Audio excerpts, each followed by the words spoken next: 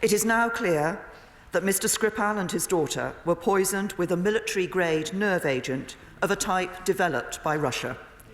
This is part of a group of nerve agents known as Novichok. Based on the positive identification of this chemical agent by world-leading experts at the Defence Science and Technology Laboratory at Porton Down, our knowledge that Russia has previously produced this agent and would still be capable of doing so, Russia's record of conducting state-sponsored assassinations, and our assessment that Russia views some defectors as legitimate targets for assassinations, the government has concluded that it is highly likely that Russia was responsible for the act against Sergei and Yulia Skripal.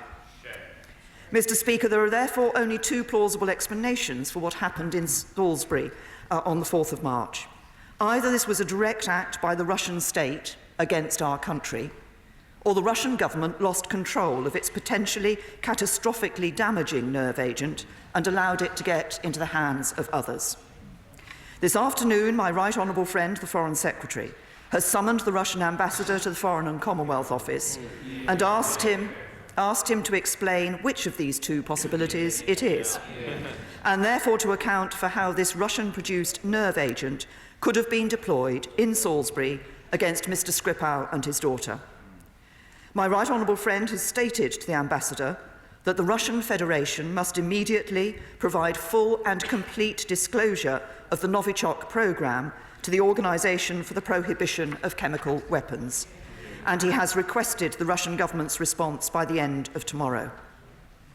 Mr. Speaker, this action has happened against a backdrop of a well-established pattern of Russian state aggression.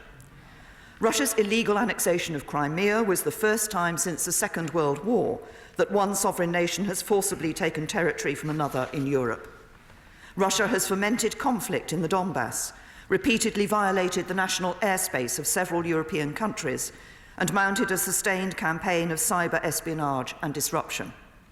This has included meddling in elections and hacking the Danish Ministry of Defence and the Bundestag, among many others. During his recent State of the Union address, President Putin showed video graphics of missile launches, flight trajectories and explosions, including the modelling of attacks on the United States with a series of warheads impacting in Florida.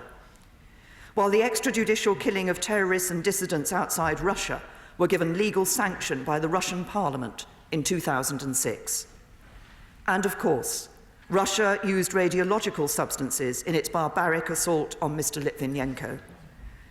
We saw promises to assist the investigation then, but they resulted in denial and obfuscation, and the stifling of due process and the rule of law. Mr. Speaker, following Mr. Litvinenko's death, we expelled Russian diplomats, suspended security cooperation, broke off bilateral plans on visas, froze the assets of the suspects and put them on international extradition lists, and these measures remain in place.